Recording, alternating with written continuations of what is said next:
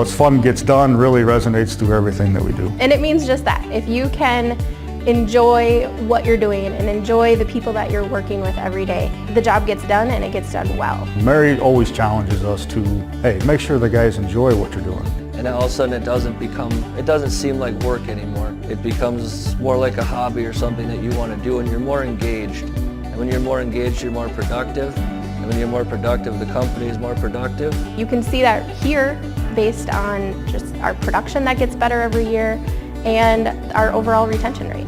Best applicants are ones that are team players. They know how to balance being productive throughout their day while enjoying their time with their coworkers. There's always something that we're doing together that allows us to just be a family-oriented company. Whether that is our annual Christmas party or the PSY picnic. We'll do an annual coloring contest, and even little things like starting the week off with a motivational Monday or ending the week with a funny Friday. A lot of those little things end up to be big things in the end. The culture, I think, is one of those things that has been developed from the beginning. I think it involves the personal touch that we give with the employees, that they feel part of the company. We give them the tools to make sure that they're able to achieve the targets and results that they're expecting. We have measurement points that come out every week. Who's doing it the very best within the company and how are they able to achieve those results? They're rewarded for their work, whether that be measured in performance reviews, NASPIG, which is a company program that runs kind of in line with NASCAR season. Every Friday they get a scorecard on how they do compared to all the other farms. We have fun together. I manage the onboarding and orientation program for Wakefield. We want our employees to get off on a good start, be able to meet with their managers and their employees, and be able to have a very good orientation. Probably the biggest difference between Wakefield and other companies I was interviewing with, those companies I'd get on the phone and interview and they were very much concerned about how I would benefit them in the long run, but Wakefield seemed more concerned about my future in the ag industry, and so they wanted to make sure that their job was a good fit for me and not the other way around. The onboarding process made me feel really welcome. Right when I got here the first day, they took me on a tour through the countryside, showing me the different barns and the different spots that they had, and that made me feel very welcomed and comfortable in the new area. Throughout my time in Wakefield, I've been involved in many projects. Opportunities to grow and to learn and to kind of grow as a person are there every day. It's usually a phone call or ask a question and you can be involved in something else that are geared towards your interest. Wakefield Pork provides leadership training for really anybody who's interested in becoming better at their current job. We'll try to find your strengths and put you in a position that you're going to be successful for as long as you want to be. We really focus a lot too on what we do outside of the company. If we can get people more engaged in their communities, more engaged in the activities outside. One of the things I know about Wakefield is there is a donation going out the door almost every other day. The Watonwan County 4-H approached me because their swine show and swine projects were declining in the area. Wakefield Pork decided that we would donate 10 pigs to the Watonwan County 4-H, which gave 7 kids the opportunity to show those pigs at the fair. So starting in May, every other week I would go out with the kids and teach them about pigs. We would learn about how to show them, how to care for them. During the fair and after the fair, we had people come up to us and say, hey, that's a great idea, thanks for doing this, thanks for giving these kids the opportunities. I think youth-based projects are really important to both Wakefield Pork and the industry, because a lot of people don't understand how many careers are in the ag industry. Establishing ongoing relationships with our local high schools is very important for us because we're able to identify those individuals who might be interested in the pork industry, and we're able to help students identify possible career opportunities after they graduate high school. If I could describe Wakefield in one word. One word. One word. Wakefield in one word, family. Family. Family. Family. One word to describe Wakefield Pork would definitely be family.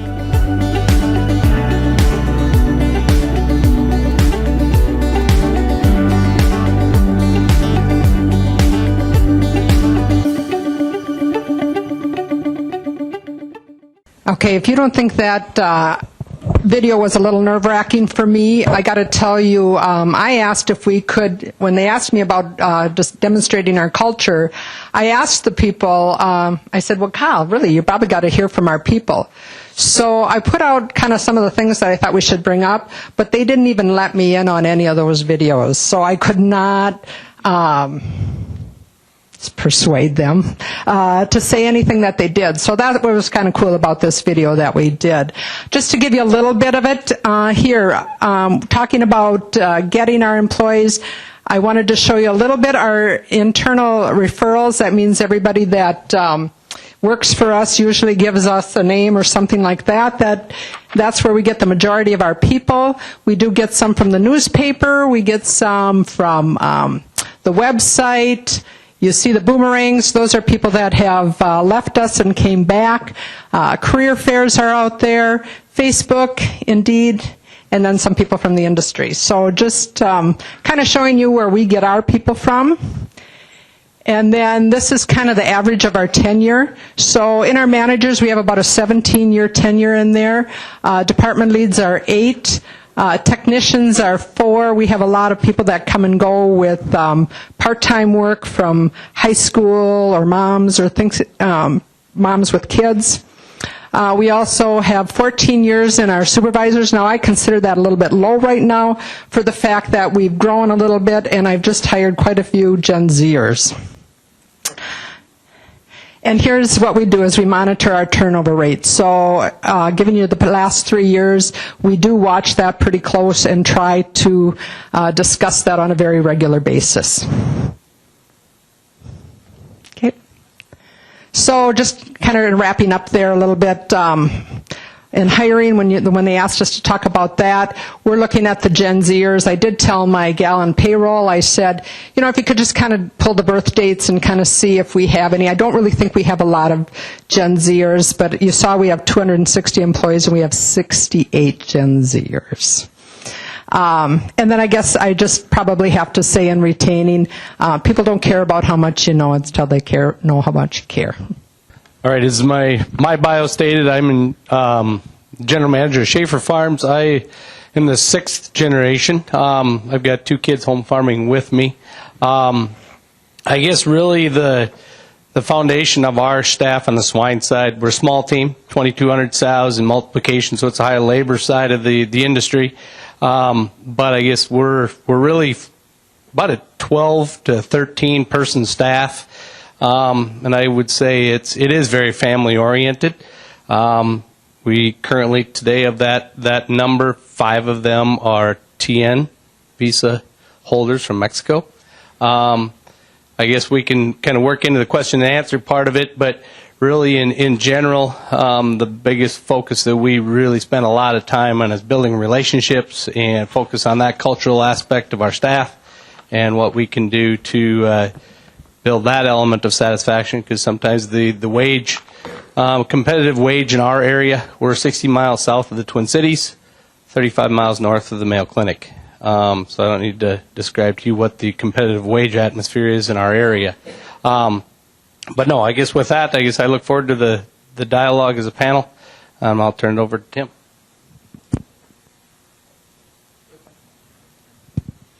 Yeah, so I'm Tim Fossen with Christensen Farms. I'm the Director of Human Resources there.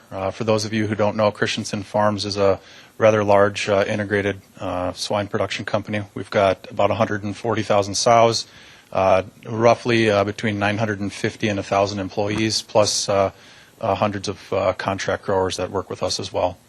I guess in note about the culture of Christensen Farms, I think we're a blend of that traditional Midwestern agriculture farm company along with the science and technology and blending that. And so at times complementing each other very well, at other times creating a bit of friction between the two. So I think a little bit in referencing some of the information that we saw earlier, we certainly have our own challenges with turnover and retention. It's always on top of mind. You know, we've done things like the Gallup survey. Gallup references the U.S. population as 33% engaged. At Christensen Farms, we're 36% engaged with a score of 3.77. We're using that tool to help managers facilitate conversations on what helps and improve engagement and why people may want to leave or what their aspirations are in their career. So, but yeah, looking forward to the conversation and questions. Thank you, panelists. Is there a question from the audience to start out? If not, I'll start. Mary and Tim, Mary, I couldn't see from my vantage point the turnover rate, and Tim, and what that is, and is there a healthy rate of turnover, in your opinion? Yeah, I do believe it's a little bit healthier to have some turnover, just for the fact that if the person isn't right, you don't keep them on the farm. So I think there has to be some turnover. But I do believe tenure on a farm for us seems to be more advantageous. Yeah, I would agree from our side. I think it's always a challenge to say what the healthy rate of turnover is. Certainly as you have an organization that continues to try to move up your production levels and improve, that constant need for improvement, that is not everybody's natural behavior, and so you need to manage performance to keep up with that. That said, balancing that with ensuring a positive work environment and that sort of thing. So oddly enough, one of the most challenging things that I think that I found since being new to the industry is that pig farmers are not necessarily great about talking about their relationships. And that's one of the most important things that happens in a farm and between a manager and employee and their relationship. And so that's really where the sweet spot is being able to have those conversations. Yeah, I guess I would echo everything that both Mary and Tim have said, that I think there is a dimension of a healthy turnover.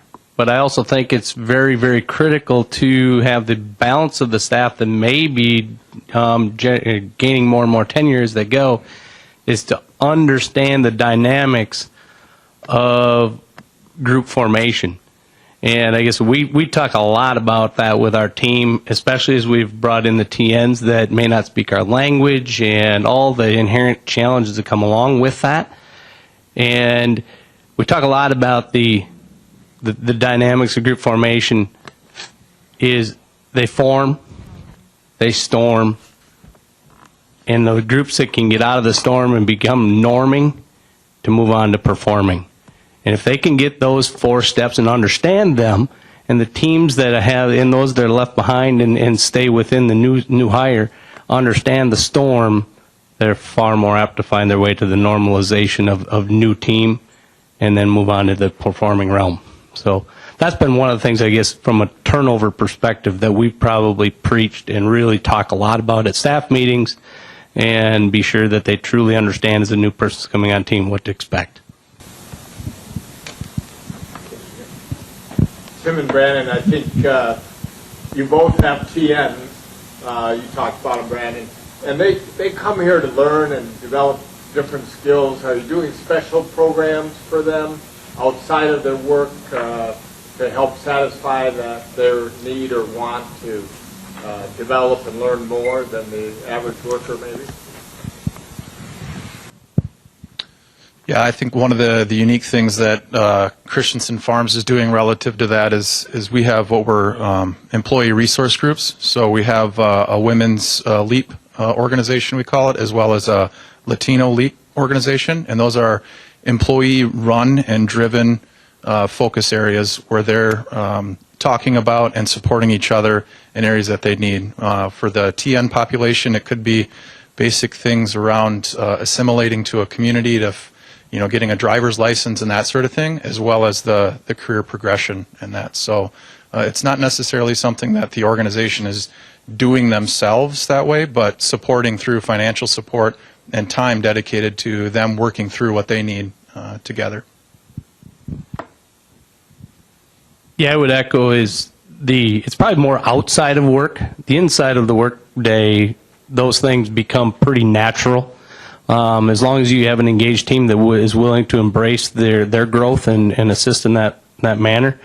The outside of work, it comes down to how do I live in this country When they come into the States, they got 60 days, they have a driver's license when they come, and it lasts 60 days. On the 61st day, they no longer have a driver's license, just because of the way the legal process works. In our system, that's a really hard timeline to achieve within, so we find ourselves doing what we can to assist them in getting to their social events, understanding their religious affiliations, making sure they know when church services are, do our best in the workplace to get them the opportunity to get to those. And then furthermore, just understanding what does their social circle at home look like, family and friends. And we've gotten to the point, we provide our TNs housing. So we've set up wireless internet for them and done those things just to allow them that connection, because I don't think there's a lot of us in this room that live with our families and never have that degree of separation to understand the true challenges that they face. I think that's critical.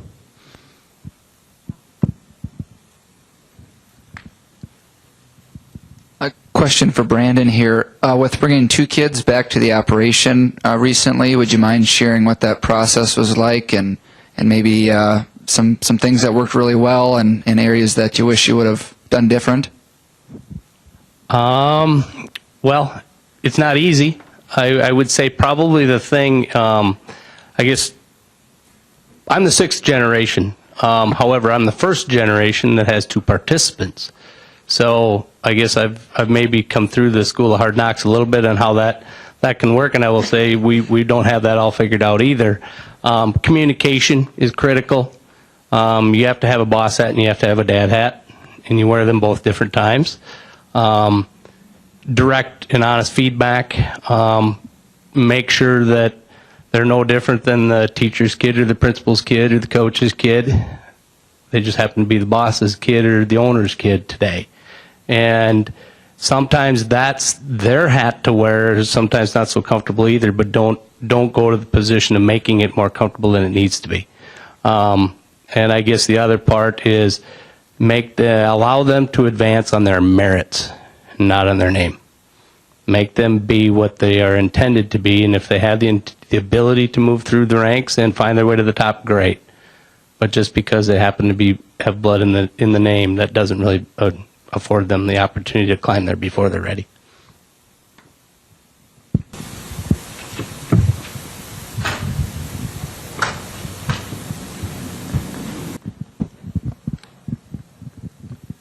Who does the process for the visa? Do you hire an attorney or you do it on your farm?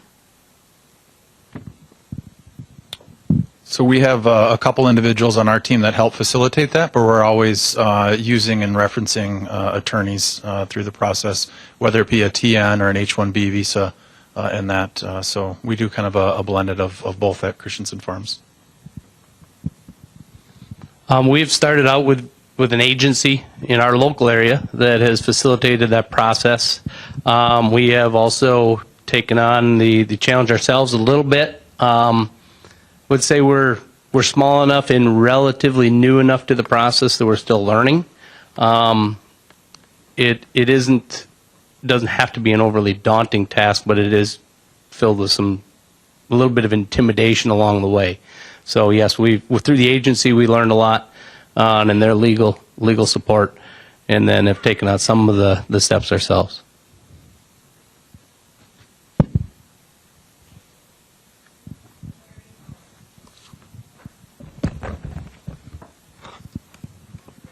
And the on button on.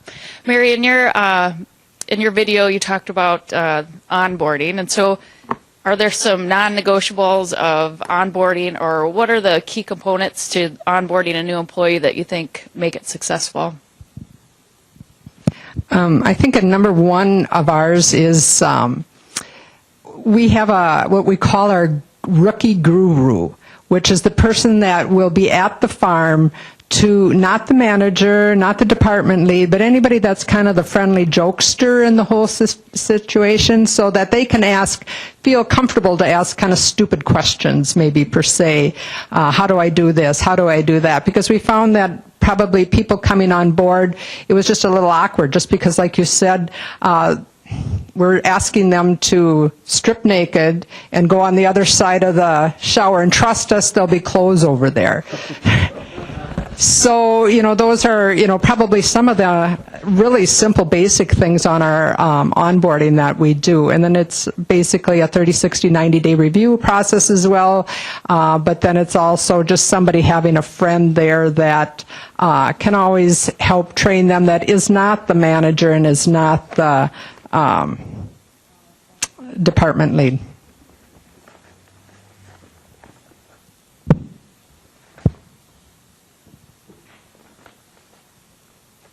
Mary, that was awesome video, but the other thing I've seen you do well is promote people and then realize they're in the wrong position. And almost everybody else seems to lose those people from the system, and you've been able to keep them and redirect them and really salvage careers. Is there a key to that, or do you have, how do you do that? By listening to them, probably, and hearing what is important to them, telling them that, usually people know if they're in a manager position or a lead position that it's not a comfortable situation, that they aren't feeling comfortable talking to their employees about different situations, or confrontation is always the biggest word, as far as they just don't want to be confrontatious, but they're very good people. So yes, we do have managers. We have several managers that are no longer managers that are very important in our system and are still there. So I don't know if that answers your question, but It sounds to me like you guys have lower turnover rates than a lot of systems or farms. It's not me. Sorry about that. Anyway, yeah, it sounds to me like we're running some lower turnover rates than what I've heard for some systems or farms. So I was wondering first whether the people that are leaving, is that mostly volunteer versus involunteer leaving?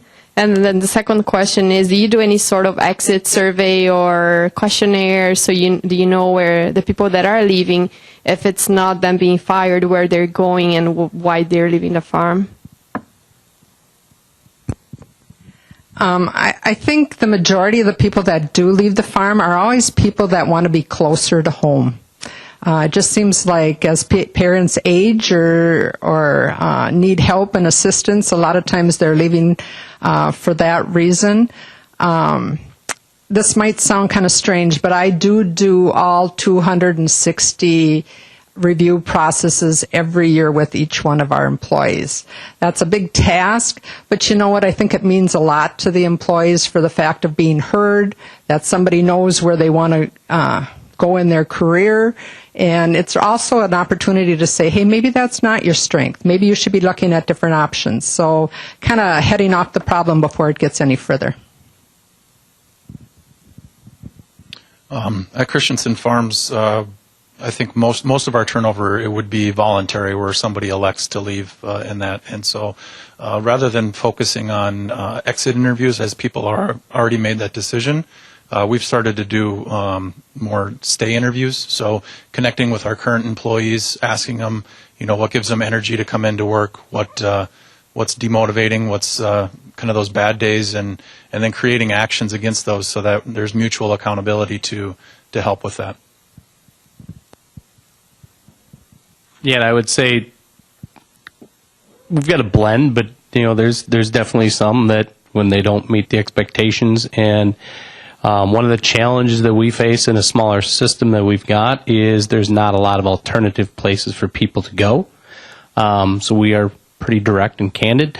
However, I think we've worked pretty hard at breaking down roles and responsibilities to allow people to feel that sense of growth. And in a starting position, there isn't a real broad base. It's very defined, and they probably have the limited control over their daily responsibilities. But as they advance and prove themselves, we're pretty quick to release and allow trust to take hold.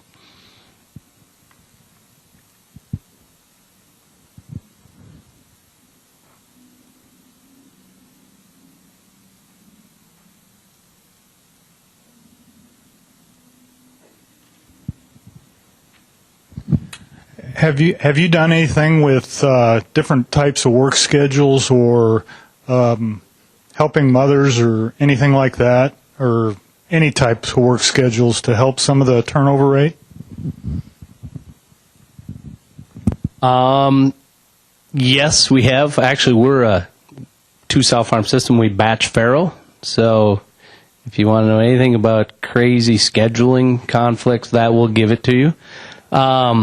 And yes, we have. And as I mentioned, whether it's religious affiliation and understanding what those desires are, and I guess when we have that as one of our core values in our system is faith. And so that being an example, we found it to be important to consider those family needs, but on the same token, there's some legal bounds that we need to stay within to assure that all teammates are afforded those same opportunities, and sometimes you just have to say no occasionally.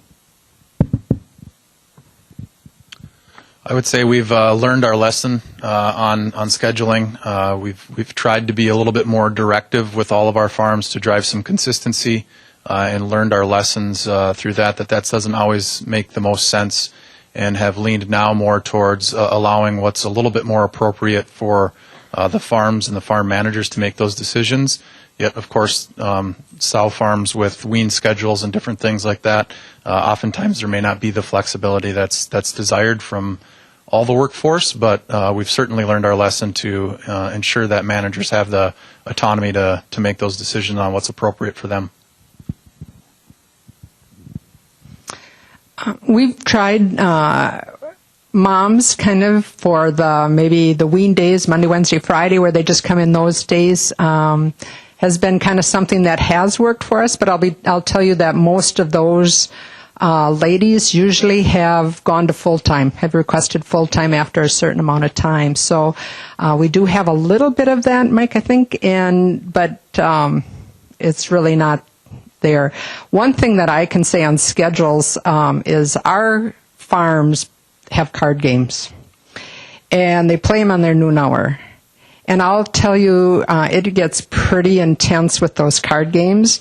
And sometimes when I come to the farm and I maybe want to ascertain kind of an important topic, I have to wait till the card games are over. But what's kind of amazing to me is it doesn't seem to matter if those card games go a little longer than that hour. It seems like they'll make it up at the end of the day because they just have a lot of camaraderie with each other. So I think the camaraderie within our group is kind of what makes us tick.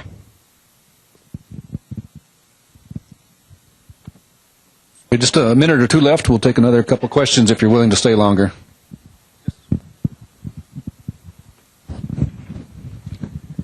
What kind of programs or activities do you have in place for these TN professionals to help them integrate into the communities where they are living?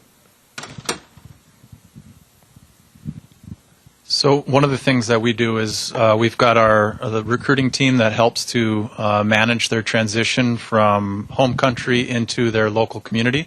And that really starts through the recruiting process and helping them to identify the location and the area that they're going to be living and working so that they can do their own research. As they come on board, driving them out to the locations that they're working at, helping them with grocery shopping, setting them up in their houses, identifying the library, a resource that will help bring them back and forth from home to farm until they can get their driver's license and that sort of thing. In addition to it, as I mentioned before, we've started a Latino ERG group, or employee resource group, that also is there and creates kind of a community of help and support for those who have already come through the program and have been working with us for a number of years to kind of show them the ropes as well. Yeah, I would say that similar experience at Schafer Farms. I guess we were very, very fortunate with one of our first two TN hires, was very bilingual and just had an incredible skill set we call him Papa Saul, and truly that's how everybody looks at him. He's like dad away from home. He's younger than a lot of the TNs that we have. However, he's just kind of got that personality. So when he came, obviously there was a lot of engagement on my part and the balance of our leadership team to get those first two individuals assimilated into our community. But quite frankly, he has taken it, and that's really it just became his job. It wasn't something we asked him to do. It was just that's his personality. So we were very, very fortunate. Not everybody's going to have that same fortitude. No question.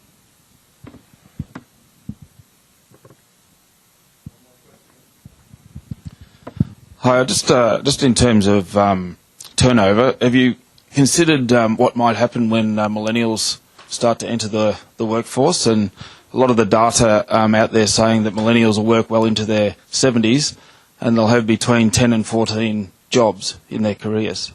And they'll consider a long-term loyalty role as being 7 years with a company. So just in terms of what impact that might have on onboarding, development of skills and training.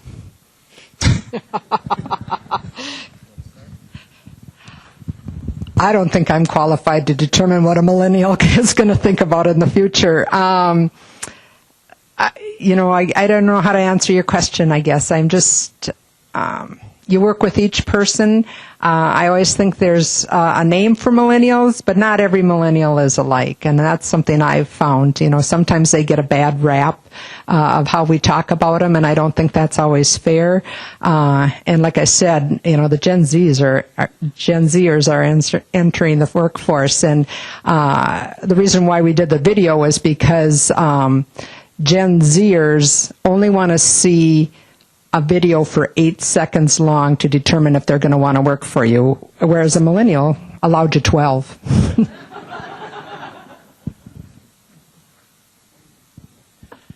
Yeah, I don't know that I have the absolute answer to your question, but I guess one thing that we've got in our interview and vetting process, whether it's a TN or a domestic employee candidate, is one of those questions is so far, and we've probably got about 40 different interviews in the last 5 to 7 years, and it's tell us about your best boss ever. And 100% of those people have told us that boss trusted them. That's, if you stop and think about that, that seems pretty simple, but there are so many people in the workforce that feel like they're just under the thumb all the time. Do this, do this, do this. And 100% of the response that we've had to that question has been the boss that trusted me. And so I guess that's really instilled kind of a value proposition for us, is how do we instill that into our team, and hopefully that's going to have the most positive impact on our turnover, is if they feel the trust and the autonomy to do their work and do the things that we want them to do, and then reward them for having done it, I think we all stand to win. So, yeah, whether it's this generation or those to come, I think that one's going to ring true no matter what age demographic we're working in. I purposely saved myself a little bit for last there. By some definitions, I'm in the millennial group, so I wanted to see how nice or mean they were going to be to me here.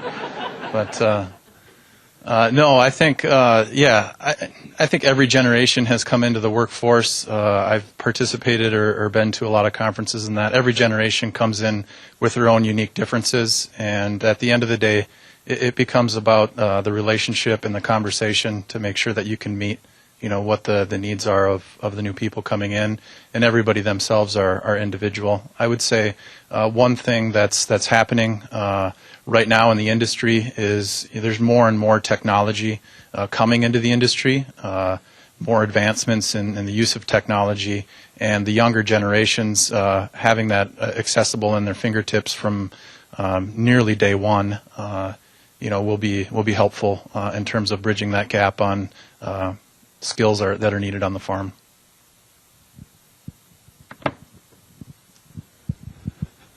If I can, I'll just add to that, and he brings up the technology piece, and that's one of the things I guess is we've brought some of those millennials in, is we've, for the most part on our sow farms, gone, at least from an action list standpoint, paperless.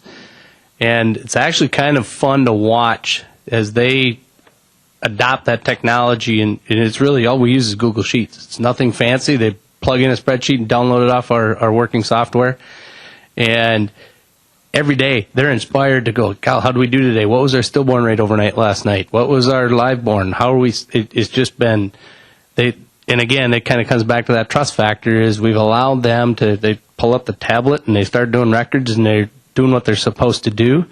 And at the end of the day, the data's there and it's immediate. And we found that to be pretty motivating for a lot of these, especially as you look at the younger generation.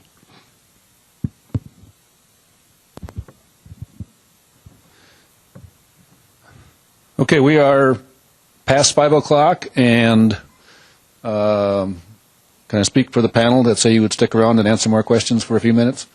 I want to thank, again, Mary, Tim, and Brandon, and our speaker panel. Let's thank them one more time. Thank you.